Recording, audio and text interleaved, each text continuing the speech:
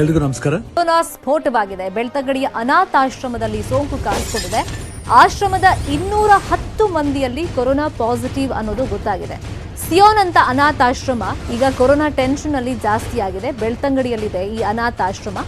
ಒಟ್ಟು 270 ಮಂದಿ ಸಿಯೋನ್ ಆಶ್ರಮದಲ್ಲಿ ಇದ್ದಾರೆ. ಅದರಲ್ಲಿ 210 ಮಂದಿಗೆ ಕೊರೋನಾ ಪಾಸಿಟಿವ್ ಅನ್ನೋದು ರಿಪೋರ್ಟ್ ಬಂದಿದೆ. ಬೆಳ್ತಂಗಡಿಯ ಗಂಡಿಬಾಗಿಲಿನಲ್ಲಿ ಈ ಆಶ್ರಮ ಇದೆ.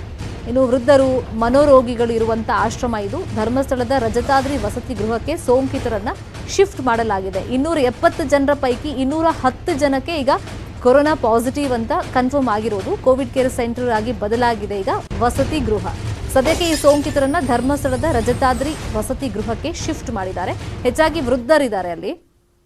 ಬೆಳ್ತಂಗಡಿಯ ಗಂಡಿಬಾಗಿಲಿನಲ್ಲಿ ಈ ಆಶ್ರಮ ಇದೆ. 210 ಜನರಿಗೆ ಒಂದೇ ಟೈಮ್ನಲ್ಲಿ ಅಂದರೆ ಏಕಕಾಲಕ್ಕೆ ಈಗ ಪಾಸಿಟಿವ್ ಅಂತ ಗೊತ್ತಾಗಿದೆ. ದಕ್ಷಿಣ ಕನ್ನಡ ಜಿಲ್ಲೆಯ ಬೆಳ್ತಂಗಡಿ ತಾಲೂಕಿನ ಗಂಡಿಬಾಗಿಲಿನ ಸಿಯೋಮ್ ಆಶ್ರಮದಲ್ಲಿ ಈಗ ಕೊರೋನಾ ಸ್ಫೋಟ ಆಗಿರುವಂಥದ್ದು. ಸುಮಾರು 270 ಆಶ್ರಮದಲ್ಲಿದ್ದಂಥವರಲ್ಲಿ ಸುಮಾರು 200ಕ್ಕಿಂತ ಹೆಚ್ಚು ಕೇಸ್ಗಳೀಗ ಪಾಸಿಟಿವ್ ಆಗಿ ಬಂದಿರುವಂಥದ್ದು. ಅಂದರೆ 200ಕ್ಕಿಂತ ಹೆಚ್ಚು ಜನರಿಗೆ ಪಾಸಿಟಿವ್ ಪ್ರಕರಣ ಬಂದಿದೆ. ಹಾಗಾಗಿ ಆಶ್ರಮದಲ್ಲಿದ್ದಂಥವರನ್ನು ಎಲ್ಲರನ್ನು ಕೂಡ ಶಿಫ್ಟ್ ಮಾಡುವಂಥ ಕೆಲಸವನ್ನು ಸದ್ಯ ಇಲ್ಲಿ ಮಾಡ್ತಾ ಇರುವಂಥದ್ದು. ನಾವಿಲ್ಲಿ ದೃಶ್ಯಗಳಲ್ಲಿ ಗಮನಿಸ್ತಾ ಇರ್ಬೋದು. ಆಂಬ್ಯುಲೆನ್ಸ್ ಕೂಡ ಬಂದಿದೆ. ಬೆಳ್ತಂಗಡಿಯ ಶಾಸಕರಾದಂತಹ ಹರೀಶ್ ಪೂಂಜ ಕೂಡ ಇದ್ದಾರೆ.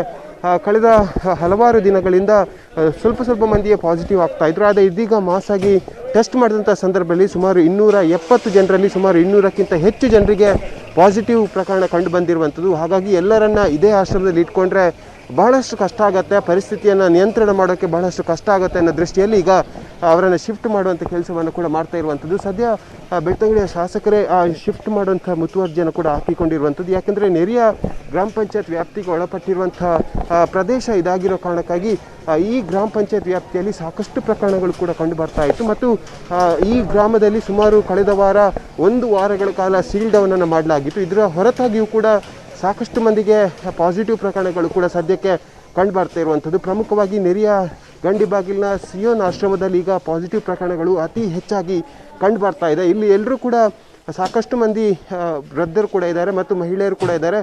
ಸಣ್ಣ ಪುಟ್ಟ ಮಕ್ಕಳು ಕೂಡ ಇದ್ದಾರೆ. 15 ಮಕ್ಕಳಿಗೆ ಪಾಸಿಟಿವ್ ಕಂಡು ಬಂದಿತ್ತು. ಹಾಗಾಗಿ ಅವರನ್ನು ಶಿಫ್ಟ್ ಮಾಡುವಂಥ ಕೆಲಸವನ್ನು ಇಲ್ಲಿ ಮಾಡ್ತಾ ಇದ್ದಾರೆ. ಈ ಬಗ್ಗೆ ಮಾತಾಡೋಕ್ಕೆ ಸಾಕಷ್ಟು ಅಧಿಕಾರಿಗಳು ಕೂಡ ಬಂದಿದ್ದಾರೆ. ಇವರಿಂದ ಮಾಹಿತಿಯನ್ನು ಕೂಡ ಬೆಳ್ತಂಗಡಿಯ ಶಾಸಕರು ಪಡ್ಕೊಳ್ತಿದ್ದಾರೆ. ಇನ್ನು ಇದರ ಬಗ್ಗೆ ಹೆಚ್ಚಿನ ಮಾಹಿತಿಯನ್ನು ಶಾಸಕರ ಬಳಿಯೇ ಕೇಳ್ಕೊಡೋಣ. ಸರ್, ಈಗ ಎಷ್ಟು ಮಂದಿಗೆ ಪಾಸಿಟಿವ್ ಆಗಿದೆ, ಯಾವ ರೀತಿಯಾಗಿ ಶಿಫ್ಟ್ ಕಾರ್ಯಾಚರಣೆ? ಸುಮಾರು ಹತ್ರ 200 ಮಂದಿಗೆ ಇಲ್ಲಿ ಪಾಸಿಟಿವ್ ಪ್ರಕರಣ ಬೆಳಿಗ್ಗೆ ಬಂದಿದೆ. ಆ ಕಾರಣದಿಂದಾಗಿ ಇಲ್ಲಿ ಇರುವಂಥ ವ್ಯವಸ್ಥೆ ಇದು ಈ ವ್ಯವಸ್ಥೆಯಲ್ಲಿ ಕೊರೋನಾ ಪಾಸಿಟಿವ್ ಆದಂಥವ್ರು ಸಹ ಒಟ್ಟೊಟ್ಟಿಗೆ ಇರುವಂಥದ್ದು ಗಮನಕ್ಕೆ ಬಂತು. ಅದನ್ನು ತಕ್ಷಣ ನಿನ್ನೆ ಅದನ್ನು ರ್ಯಾಂಡಮ್ ಚೆಕ್ ಮಾಡಿದಂಥ ಸಂದರ್ಭದಲ್ಲಿ ಮತ್ತೆ ಪುನಃ 90 ಜನರಿಗೆ ಪಾಸಿಟಿವ್ ಬಂದ ಕಾರಣದಿಂದಾಗಿ ಈಗಾಗಲೇ ಧರ್ಮಸ್ಥಳದ ಪೂಜ್ಯ ಕಾವಂದರು ನಮಗೆ ಈಗಾಗಲೇ ರಜತಾದ್ರಿ ಕಟ್ಟಡವನ್ನು ನಮಗೆ ಪೂರ್ಣವಾಗಿ ಬಿಟ್ಟುಕೊಟ್ಟಿದೆ. ಅದರಲ್ಲಿ ಪ್ರತಿ ಕೋಣೆಯಲ್ಲಿ 2 ಬೆಡ್ ಇದೆ ಮತ್ತು ಅಟ್ಯಾಚ್ಡ್ ಬಾತ್ರೂಮ್ ಇದೆ. ಅದರಿಂದಾಗಿ ಇಲ್ಲಿ ಅದು ಹೆಚ್ಚಿನ ಸಂಖ್ಯೆಯಲ್ಲಿ ವೃದ್ಧರು ಇರುವಂಥದ್ದು, ಅನಾಥರು ಇರುವಂಥದ್ದು.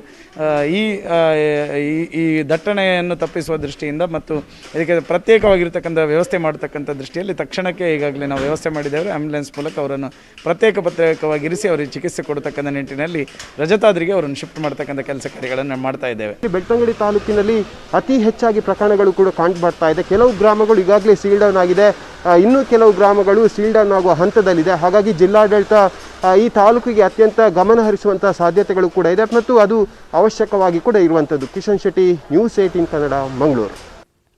ದಾವಣಗೆರೆಯಲ್ಲಿ ಪುಟ್ಟ